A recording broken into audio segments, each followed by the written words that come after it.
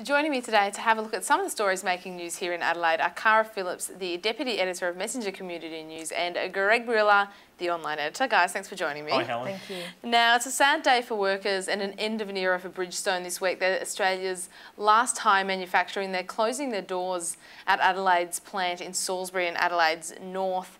They've been operating there for 45 years, but final day this week. Absolutely. Look, this is a story that's made national headlines, but we've obviously followed really closely at Messenger to see not only how it affects the workers out there, but their families, the local economy and the northern suburbs. So production has already ceased, and the company's 600 workers spent this week packing up the rest of the factory.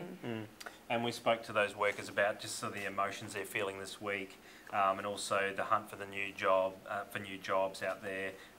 The mateship that they have with the other workers at the plant, and many of the workers will be actually catching up over the weekend.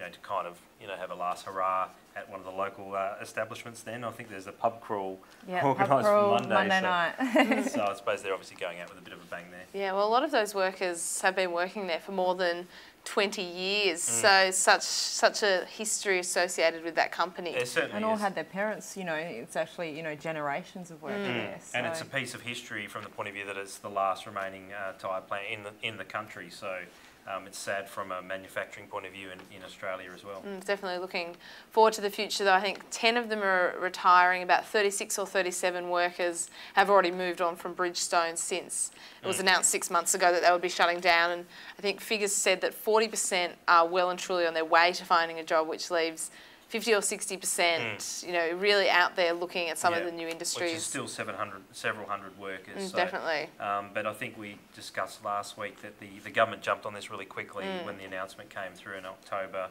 and really threw a lot of energy into putting departmental people behind, trying to help them reskill and find work. So absolutely, a lot of them already started training, and we are following those jobs as they get them. Definitely. All right, and moving on to another story, and this weekend Taste Australia is coming here. It's Australia's premier food and wine festival.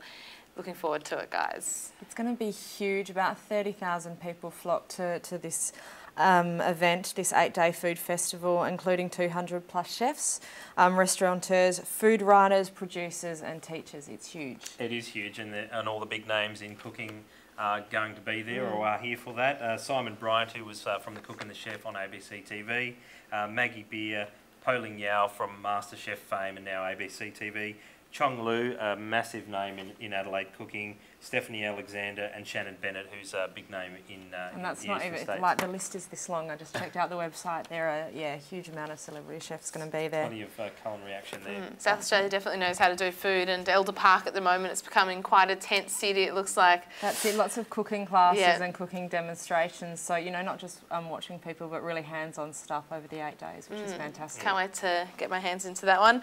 Now, mobile phones, they're being declared a trivia night menace, and city pubs, some of them are actually taking a tougher stance now on those tech-savvy competitors who can't help perhaps making a few phone calls to their friends. Well, that's it. Now we've got mobile phones that have really easy, internet access on them. We've spoken to a whole stack of pubs this week who said, yeah, it's a massive problem.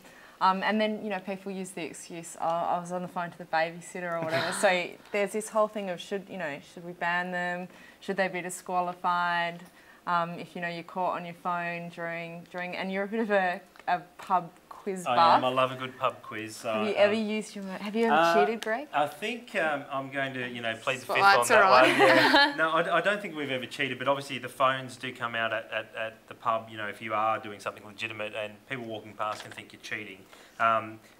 When you go to an exclusive film premiere, they sometimes make you leave the phones at the door. So I'm wondering whether pubs will adopt that same sort of tactic. Yeah, look, it's supposed to be a fun social night out, so you don't kind of want to start bringing in all these rules. But it's to hear that there's, the people we spoke to said, yeah, there's a lot of cheating going on, and it kind of is like, well, if you've cheated, it's not a real win, is it? At the end of the day? I think there's two sides to this. A lot of times when you're at it, obviously cheating is not the way to go, but if there's a controversial question, sometimes having the internet to actually, validate your answer and take that up to the judges. So do that after the quiz is over? Well, possibly.